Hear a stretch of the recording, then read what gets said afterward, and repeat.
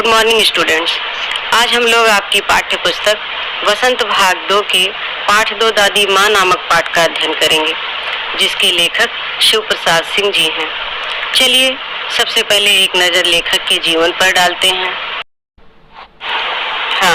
तो देखते हैं, शिव प्रसाद सिंह जी का जन्म 19 अगस्त सन 1928 को बनारस जिले के जलालपुर गांव में हुआ था। इनकी भाषा हिंदी है। इन्होंने एमए और पीएचडी की उपाधि बनारस विश्वविद्यालय से प्राप्त की। सन 1990 में इन्हें साहित्य अकादमी पुरस्कार से सम्मानित किया गया।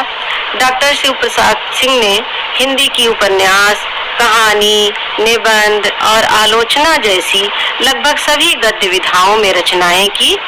इनकी मृत्यु 28 सितंबर सन 2008 में हुई। इनकी पहली रचना दादी माँ थी। इनकी मुख्य कृतियाँ कुछ इस प्रकार हैं। इन्होंने उपन्यास लिखी जिनका नाम है अलग अलग बैतरणी, आगे मुड़ती है, नीला चाँद, आर पार की माला, कर्बनासा की हार, ये इनकी कहानी है। निबंध है शिखरों के सेतु, चतुर्दिक। इनकी आलोचना है विद्यापति, आधुनिक परिवेश और नवलेखन। नाटक है घाटियां गूंजती हैं। अब पाठ का परिचय प्राप्त करते हैं। यह पाठ एक संस्मरण है।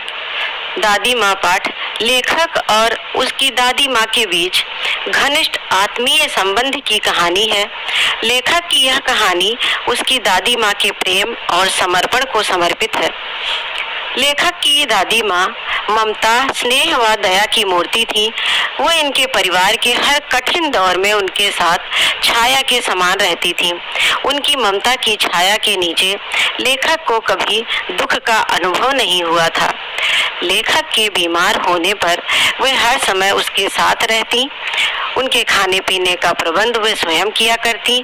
वह बीमारी अवस्था में साफ सफाई का विशेष ध्यान रखती थी। यही कारण है कि दादी माँ की मृत्यु के बाद भी वह दादी माँ को कभी भुला नहीं पाया। डॉक्टर शिव प्रसाद सिंह ने इस कहानी के माध्यम से व्यक्ति के जीवन में बड़ों के महत्व को उजागर किया है। जैसा कि हमने बताया कि ये पाठ एक संस्मरण है।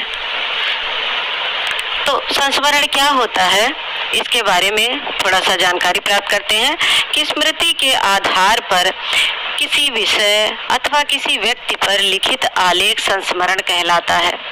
यात्रा साहित्य भी इसके अंतर्गत आता है। संस्मरण को साहित्यिक निबंध की एक प्रवृत्ति भी माना जाता है। ऐसी रचनाओं को संस्मरणात्मक निबंध भी कहा जा सकता है। संस्मरण में लेखक जो भी कुछ स्वयं देखता व अनुभव करता है उसी का चित्रण करता है। वह अपने चारों ओर के जीवन का वर्णन करता है। लेखक की स्वयं की अनुभूतियां तथा संवेदनाएं संस्मरण में अंतर्निहित रहती हैं।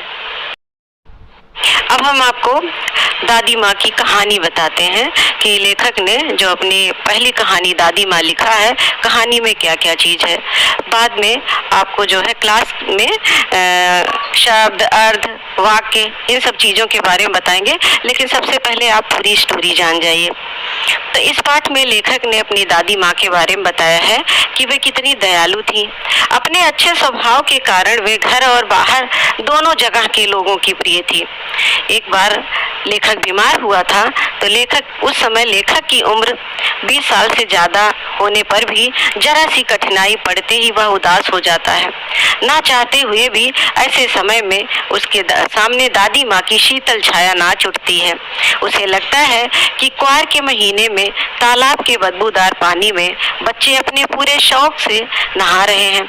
लेखक भी 1-2 बार नहाया था पर बीमार पड़ गया और उसका बुखार रात 12 बजे के बाद ही उतर सका।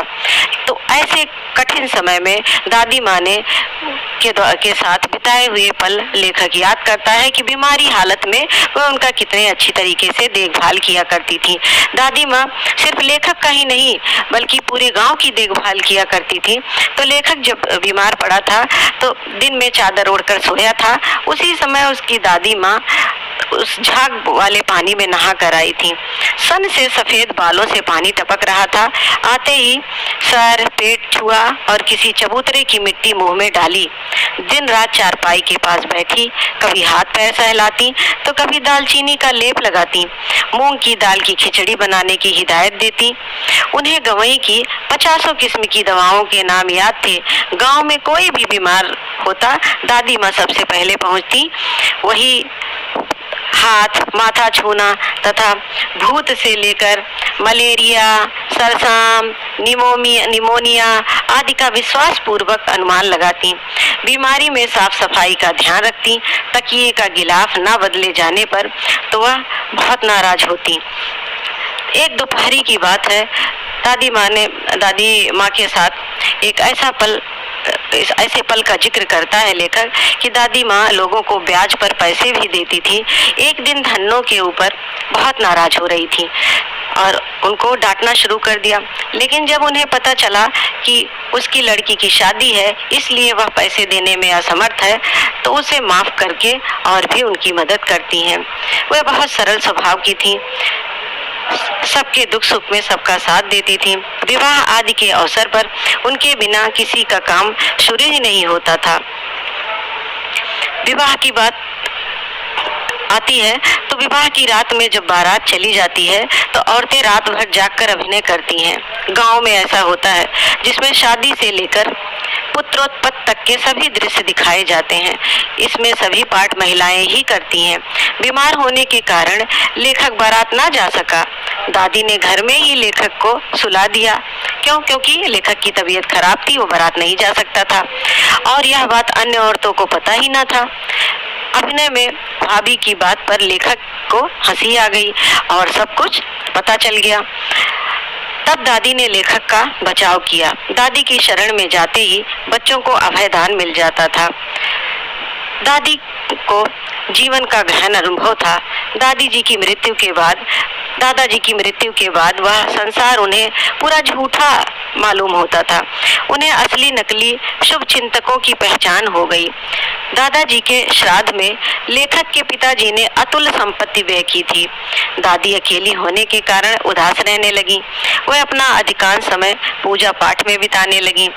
एक सुबह पिताजी और किशन भैया उदास बैठे थे। अब रुपए कोई उधार देता न था। कुछ लोगों के पिछले पैसे भी बाकी थे। वे रोने से हो रहे थे। तभी दादी में उनका माथा सहलाते हुए बोली, अभी तो मैं हूँ ही। यह कहकर उन्होंने दादी के दिए हुए कंगन निकाले और देते हुए कहा, पुराने लोग सब आगा पीछा सोच लेते हैं बेटा। किशन भैया का पत्र लिए हुए लेखक का हाथ कांप रहा है। उसे अपनी आंखों पर विश्वास ही नहीं हो रहा था कि दादी माँ इस दुनिया में नहीं रही।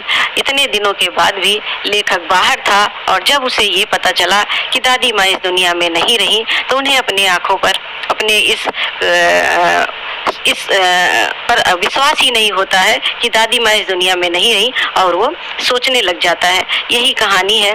आज के लिए बस इतना ही। कल क्लास में पाठ में आए शब्दों के अर्थ व वाक्य रचना पर चर्चा करेंगे। धन्यवाद।